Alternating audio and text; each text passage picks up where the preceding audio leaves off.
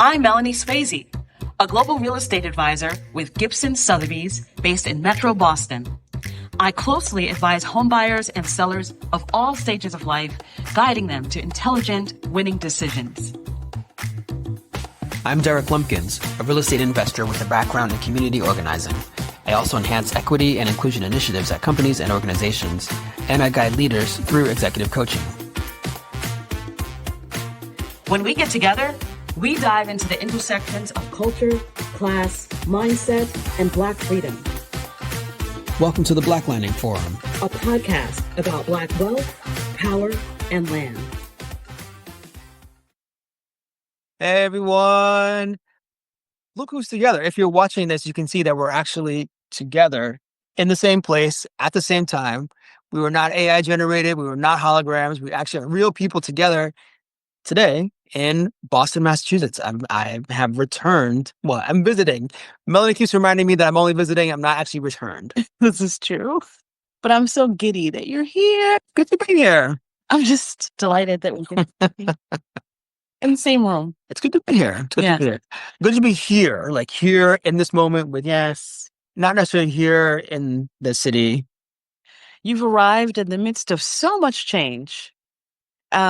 Change in people's lives due to like dramatic, I would say violent reconstruction going on at the federal level. Mm-hmm.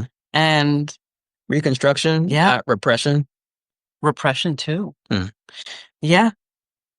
And I think, as every conversation I enter into, whether it's with a client who's a scientist whose funding's frozen right now, or I'm just having brunch with a friend, people are trying to figure out, like, what are the things we can do? What is the thing that's going to get people out in the streets, as it were? And one thing that my friend Betty said today, she's a fundraiser for a major grassroots organizing coalition.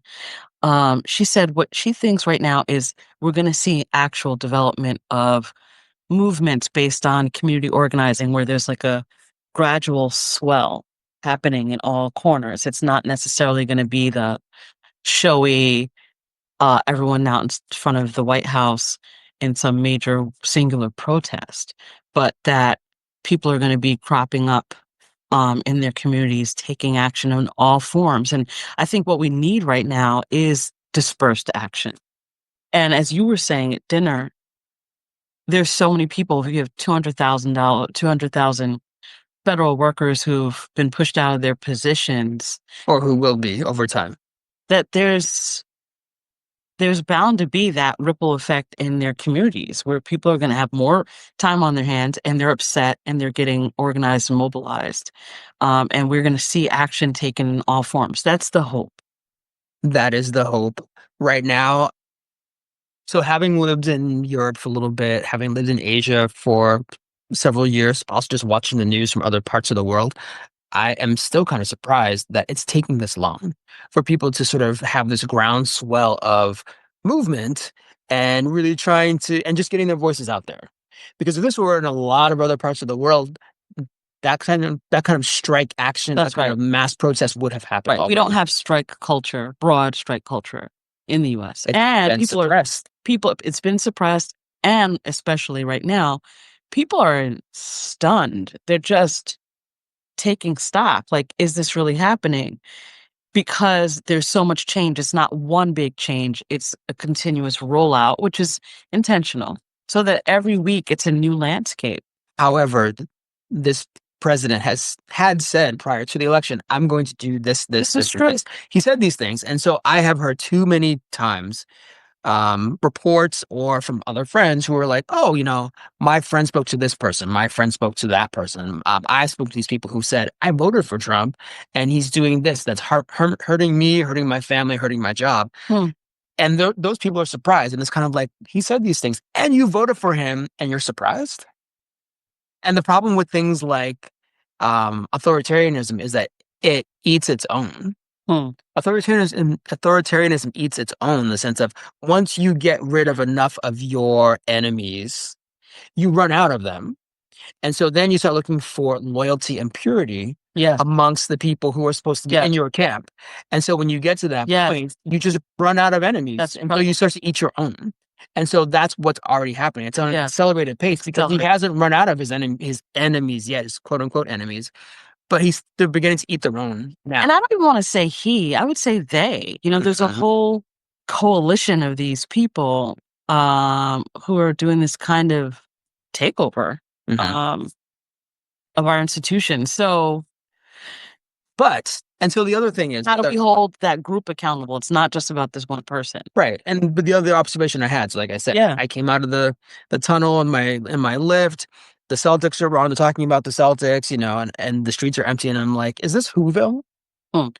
Seriously, because it's like, you know, it's like the Grinch is so Whoville, referring to the Grinch who stole Christmas. You know, the Grinch is sneaking through. He's stealing the presents. He's stealing the trees. He's stealing the roast beast.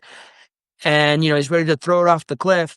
But then the next day, you know, people are still singing. They're singing carols. And I'm like, okay, in one sense, maybe people will find joy. They'll find hope. They'll find inspiration to deal with this in unique ways.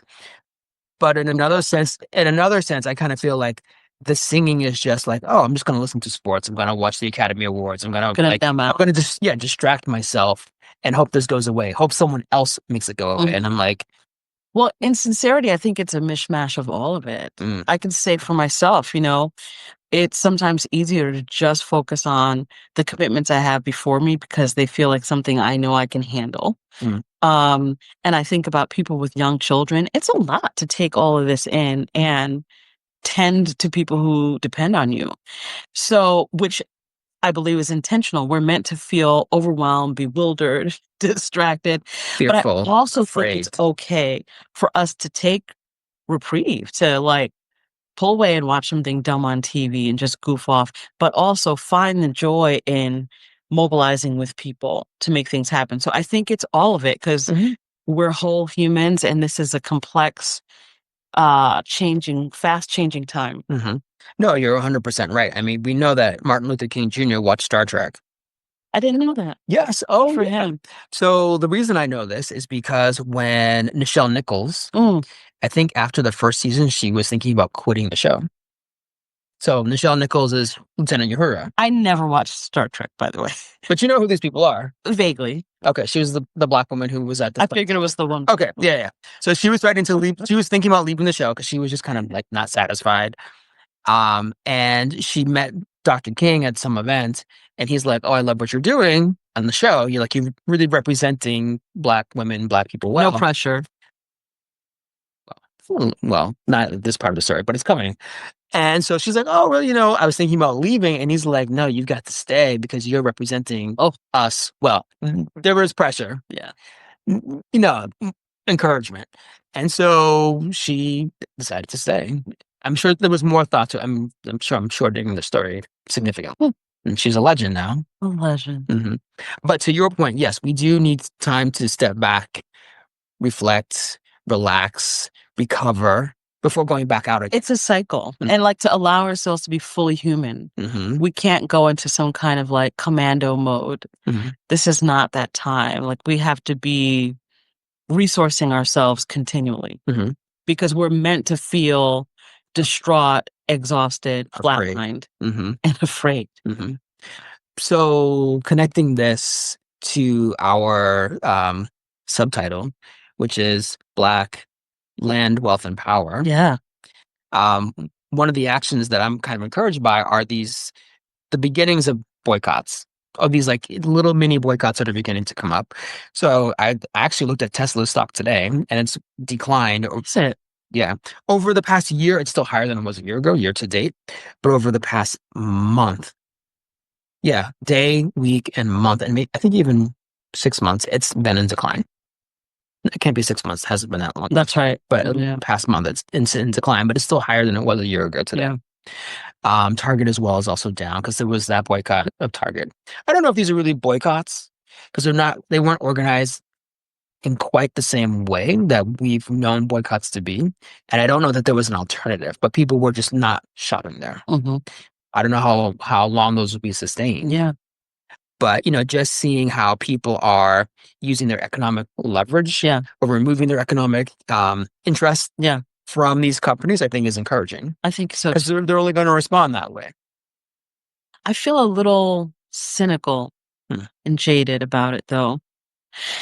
Partly because they know, when I say they, I mean these CEOs of these big companies, including of Amazon/Whole Foods, that we've become dependent on their brands, on these stores, because they've so wiped out the alternatives that, there's only so long that people can withhold from shopping at Target or Amazon. So I appreciate it, and I think it needs to be tactical and rolling.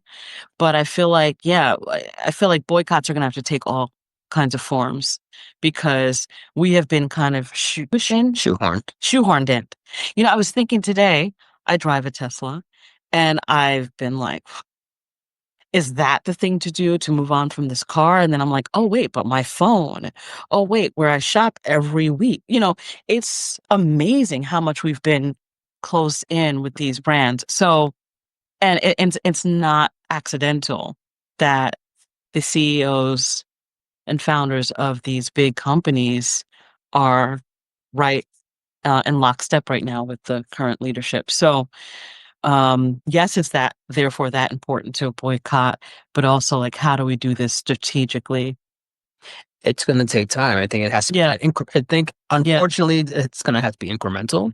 So maybe we choose a sector and say, okay, well, we're going to stop with the automotive sector. That's probably the easiest one. I don't know a ton of people who want to buy Teslas.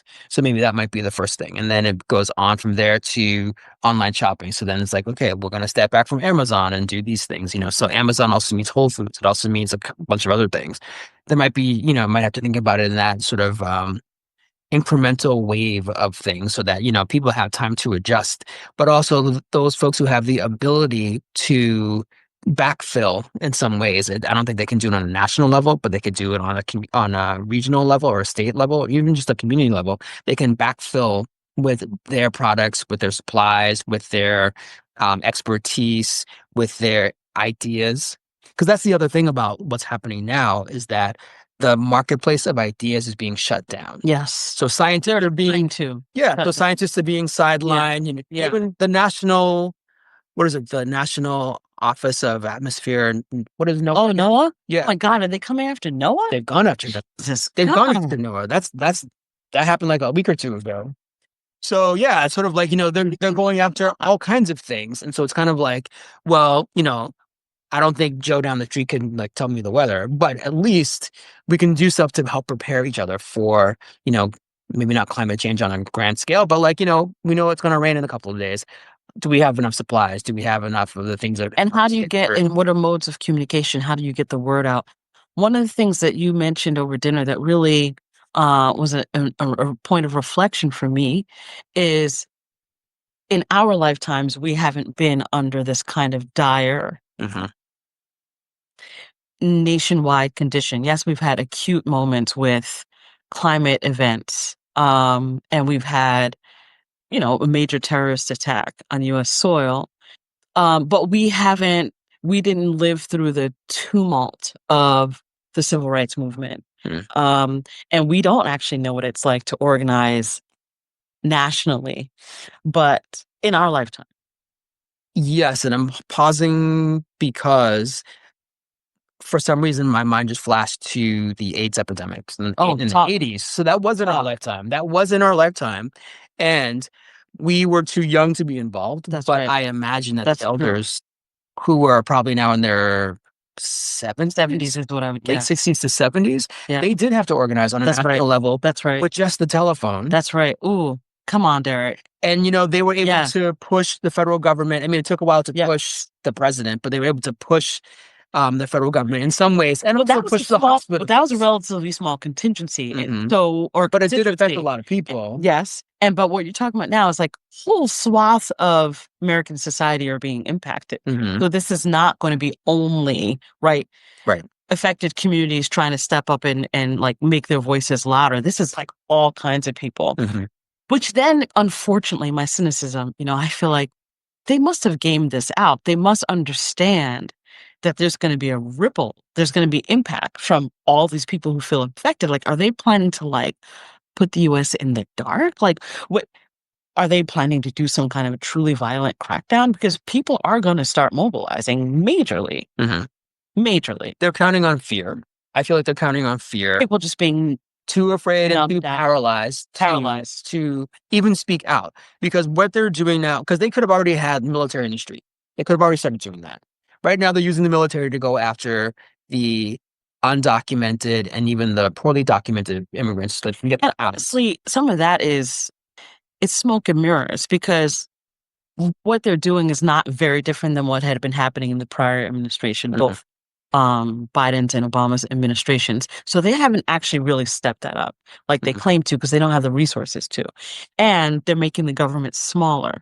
So and they're even going to be making the military smaller. So, Oh, really? Well, that's my basic understanding, that they're wanting to find efficiencies in the military and replace some equipment with Private. certain persons vehicles. And so I think that, they've just I think today let go of two major military leaders. Yeah. So who knows what else is coming? All that to say, though, they're doing contractions all over the place. I mean, it was stunning to realize a week or two ago, maybe this was now 2 weeks ago, it feels so long ago, that they'd actually laid off a whole bunch of nuclear scientists, like people who actually oversee our nuclear arsenal. And then they were like, oops. So, but all that to say, they're doing this with so much disregard that you wonder, what is their big play? If they don't feel like they need any protections, they don't need any people who know stuff in position, what are they planning? What is their game? Power and money. And how do they believe that people are going to follow them? So this thing that we keep saying, but all this to say, how do we take advantage of this moment where there are so many people affected that we can start building cross bridges, coalitions across groups that typically wouldn't necessarily find immediate cause with each other, or with the way that our news channels have been so siloed that we wouldn't necessarily be talking to each other or hearing from each other. I wonder. I don't know. I'm trying to, in my cynicism, also find some hope, because it is so extreme already. What's this, a month and a half in? No, not even a month and a half. A month. A month. Inauguration day was January 20th, and today is the 22nd of February. So 32 days. 32 days. Out of what, 365 times 4, whatever that number is, it's over 1,000. It's over 1,200. So we're at the very, very tip of this big iceberg. But I think what we also have to remember is that it's not illegal to speak your voice. And I think that's one of the things I'm happy about being here with you today, talking about this in this, sort of bridge conversation between what was and what will be, whatever will be. We still have First Amendment rights. And I think that's something that everybody has to remember, is to exercise your First Amendment rights, to speak out, to voice where you see things happening illegally. That's beginning to percolate through some of the federal employees who still have their positions, but also us who live outside, who work outside of the federal government, also need to speak up as well. We have a role to play. Right. Both as citizens, but also as people who rely upon the federal government for so many things. We need to speak up. Yeah. Absolutely. And that's part of our power too. This is so true. Yeah. Basic services are being yanked from people. Yeah. Basic services, veteran services, Medicaid services already. I just don't understand. I'm like, what is your play? Do you not expect a backlash? They don't. I'm confounded by this. So I fear that we don't know, that there could be worse coming. I just have to say that. I think they don't expect a backlash. One, because they're putting out the fear of the government can use armed forces, other members of the state to repress. They're thinking that people will start imagining that and will, be sort of controlled that way. But also, be made more docile. But also because we've seen what's happened with the Proud Boys and members of the far right ever since Charlottesville back in 2017. There are other individuals who will just go out there and assume a paramilitary presence. Vigilante. Right. And so there's that two layers of the official folks and the paramilitary folks. And they're counting on those two things to sort of be part of the control for us. And so I think again, one, we have to speak out against that. That's part of our power, both, in terms of, Black power, but also power of all people in this country. But also in terms of building those connections, building those bridges, building those new networks and communities, we have to talk to each other. Yeah. We have to talk to each other. And we have to find alternative modes to talk to each other. I mean, we might have to be more underground, more offline, more interpersonal, more interrelational, not traceable, not trackable. I think that's really important. I'm sitting here and I'm just thinking, one, I cannot believe we're having this conversation. But And two, Mhm. that we're a fierce country. I mean, we're a very independent mix of people here. So it's like, this is going to be interesting because this is a country of people who fight, maybe not with a sense of kind of entitled accountability like you would have in Europe where people strike and it's all understood that things are organized around the striking culture. But here people are fierce enough to defend what they believe in, and what people believe in is this is a place for independence. And so I just think that's going to be interesting to find ourselves, find how we get real creative when we get organized. Because what else is there to do? What else is there to do? Well, especially if you're laying off hundreds of thousands of people, they're not going to have much else to do. I mean, people can't just go and get jobs. They No. can't just go. I mean, there's so much that's being impacted right now. They can't just go. At least white collar folks can't just navigate to somewhere else because so many sectors are being impacted. And let's also put out there that even though these things are happening under executive order, they only work if people support them through their actions. They only work if people actually do the job of supporting them. So I don't know how feasible it is for people who are in the federal government to be like, you know what? That's happening. We're just not doing that. It's happening, yeah, but on like people at the highest level, they're resigning or they're saying, fire me. But it's still taking. These offices are not offices of like 1 or 10. They're offices of like hundreds. Yeah. If hundreds of people were just kind of like, you know what, we're closing down for the day. Yeah, We're locking the door. We're turning off the network. Like, yeah, it would happen. passive resistance, basically. Like, we're just not. That's going to be interesting. I don't know how much we can rely on the judiciary at all levels. Like, I believe that we can rely on judges to make rulings and to have good judgment, but I don't know how that's going to be received or respected. It's not being respected, but at the same time, the Constitution is not dead. Yeah. It's not dead. And we have to believe in that. And we have to support the fact that it's not dead. We have to support the judiciary. Can you believe the conversation we're having? It's just insane to me. First of all, let's remember that we both probably took civics class. I had civics class. I don't know if you did. I had weak civics training. But you had it. I don't think the kids nowadays had civics class. We at least also had Schoolhouse Rock. Bring back Schoolhouse Rock. You didn't have Schoolhouse Rock? Conjunction Junction and I'm Just a Bill. Wow. I'm going to have to send you the links to that. I've vaguely heard of these things. Immigrant household and underfunded school district where I grew up. I'm like, huh?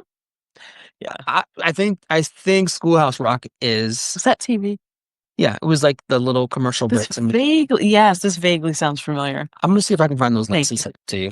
I'll also make sure I put the link on the show notes too, so everybody should have that. Make sure you share it with the young ones in your life. Yes, and your age peers. But yeah, we need to get back to like understanding our civics. Like I was having a conversation with my nephew yesterday, and he said something about a senator, and I'm like, "Oh, do you know who your senators are?" And he said something like, "Oh, isn't that like someone who runs a city?" Oh, wow. Yeah. And I was like... And how old is he? He's 10. Okay. So, he's a bit young. Yeah. And I was like, no, a senator actually is someone who represents a state. And there are 2 of them. He's like, there's 2 of them. I'm like, there's 2. Every state has 2. And so, like, I was beginning to explain this. And I think it was still a little over his head. Yeah. But I was kind of like, wow, like, I think the original question was, do you know who your senators are? And he's like, yeah, that's the people who run the city. I'm like, no, that's a mayor and a city council. And then I explain what a senator is and what they do. And he's like, okay. So, I mean, just getting basic information out. We need to let these leaders, including in relatively progressive states like Massachusetts, where our representatives are doing the work. But we need to make it so that they are just hammered with messages of us and from us and our ire, and demanding them to get out and make trouble, go out and like make a fuss, make a stink, be mad on our behalf, interrupt the regular flow of business. But that is the regular flow of business. Call your senator and have them do something on your behalf. That is the regular flow of business. Fair. These people who want to Fair. call the senators and complain, Fair. sure, do that. That's but then that's also, part of the strategy. when you put your phone down, Then get out and do something. that's right. else. That's right. Being from Massachusetts, being from these liberal communities, there's so many times people are like, we just need to call the right person. I'm like, well, what if you are the right person? Mm-hmm. In fact, not what if. You are the right person. Get off your ass and do something. Mm-hmm. Mm-hmm. What are we going to do? Well, one, we're encouraging these conversations. Yeah. We're pushing these conversations. We're making sure that we don't just sit on the sidelines and just watch all this happen. That's right. But then two, I'm willing to network and be in community with a lot of people, not just here in Boston, not just here in the US, but globally, because no one's coming to save us. Yeah. We have to save ourselves in whatever that means. Yeah. And so, whether that means we get out for a little bit and come back, or, we bring in new observations, new perspectives, we have different discussions, we remember our rights. Yeah.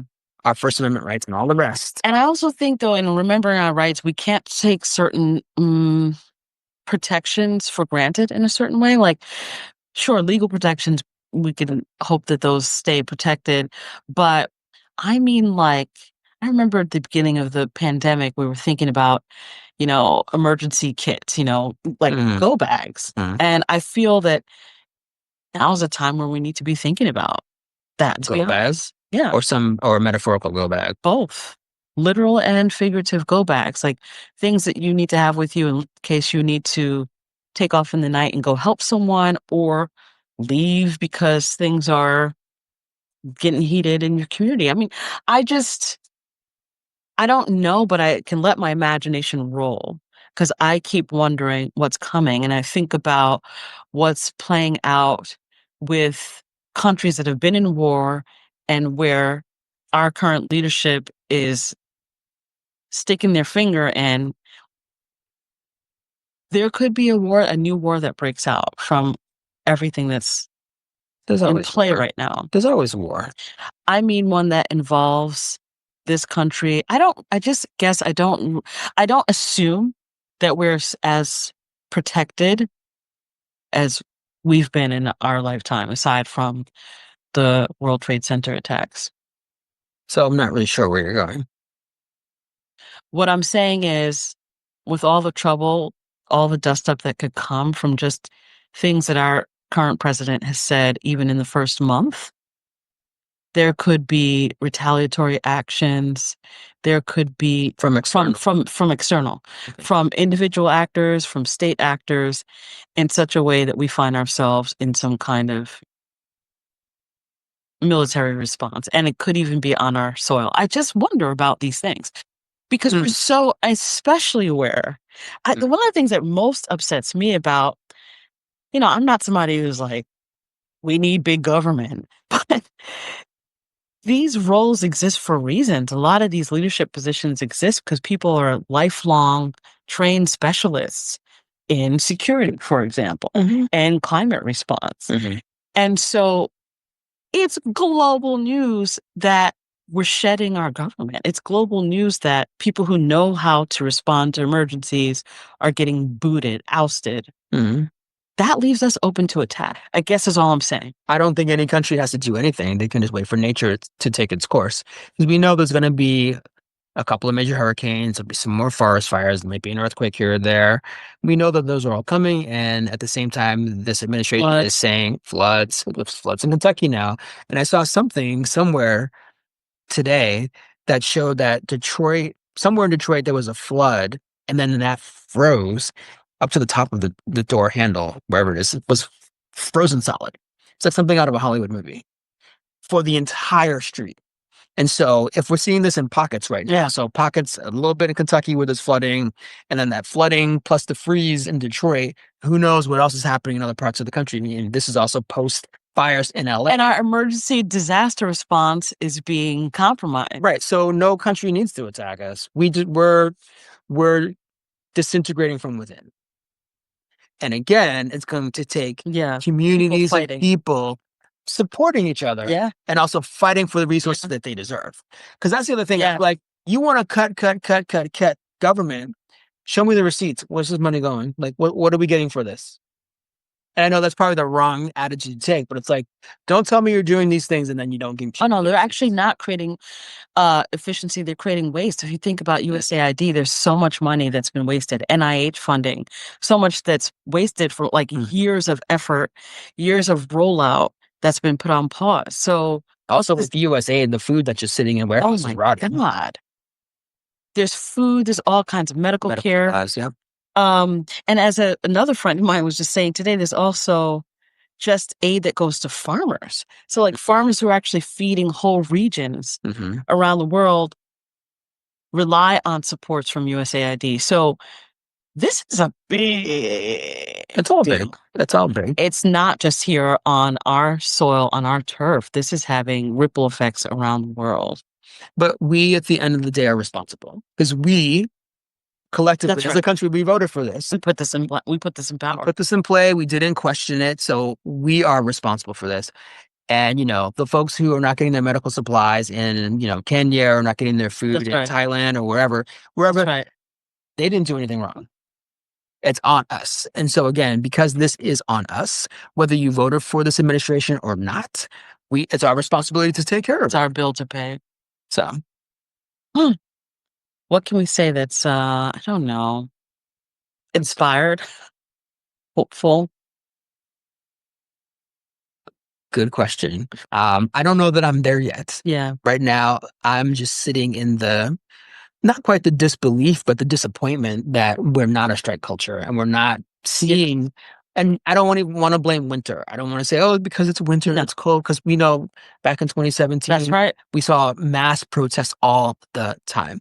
So 2017, yeah, after the 2016 election, Pussy had thank you. That's right, protests and all that stuff. That's right. So people came out in 2020 in the midst of lockdown. I mean, a lot of that was from summer on, but people were out in the streets. Yeah, plenty of fear at that point too. That's right. We can mobilize. We can do it. I agree that I think it's going to be a swell of actions in pockets all over the place. And there might be an animating event that gets people to be like, you have got to be kidding. This is beyond. But also beyond. Be your own animating event too. Thank you. If it's in your mind and it's in your heart, that's right. You can do something. You can start something. You can be the seed in your community.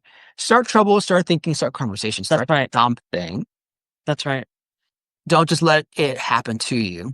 What is it like? You be the change. I hate that. I don't want to use that trite phrase, but be the change you want to see in the world. Truthful. It is truthful, but I feel like it's also been overused. Yeah. But really, that's where we have to begin. Yeah. I listened to a recording of two people whose names I don't know well enough to say them back. But one person, South Asian man, was interviewing this woman who's seems to be like a political strategist and organizer. And she was talking about all the ways, I'll find it and so we can put that in our show notes, but all the ways that you actually can organize in a way that's real at the level of friend groups, right?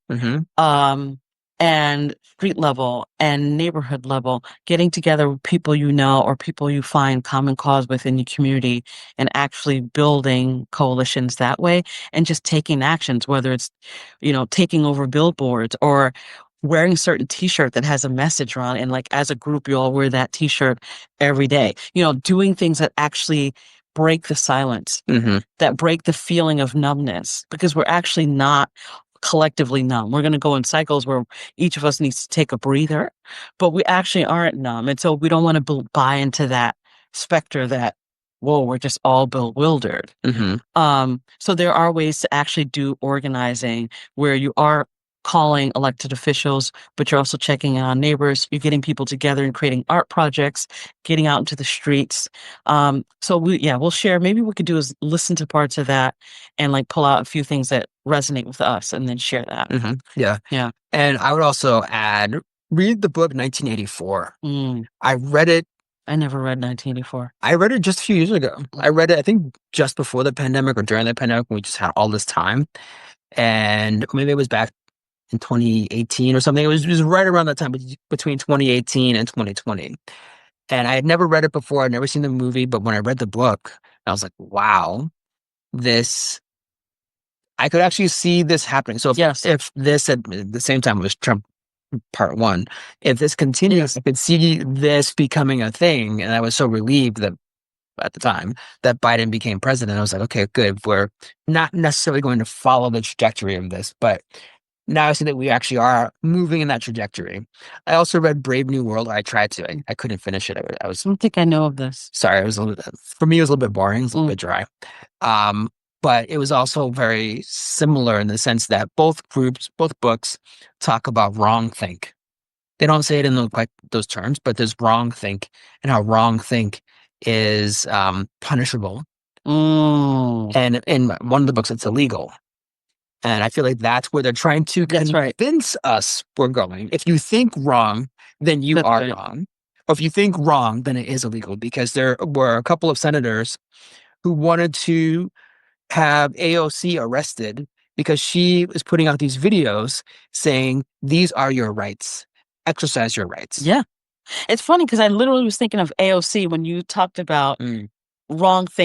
And I'm like, okay, what would people like her do with their mantle? That's so interesting that she came into my mind. She's been doing that for a couple of weeks now. And so you're saying that other senators, other elected officials, I think they're senators because she's a House representative. She's a representative. Right. They're saying, she should be arrested for telling people what their rights are. I don't know. That's where I can tap my anger. I think, I guess my brunch with Betty was very fruitful this morning because another thing she said is like, how do we tap our anger? Like, for real. So when you talk to me when you're saying to me, they're going to come after AOC for that, I'm like, you better sit, you better watch it. Right? Mm-hmm. Like, what's the thing that taps it where you're ready to actually take an action on someone else's behalf? Like to step out of your mold.